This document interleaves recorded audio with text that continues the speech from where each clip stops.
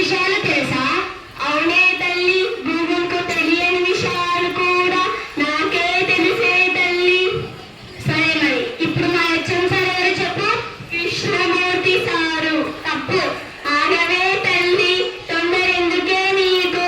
Krishnamurthy sir పోయి దేవేంద్రుడు వచ్చారు తల్లి. స్కూల్కు పెద్దన్న సూర్యుడోలా వెలుగుతున్నది చూడు. ఆయన మంచి మాటలు చెబుతారు.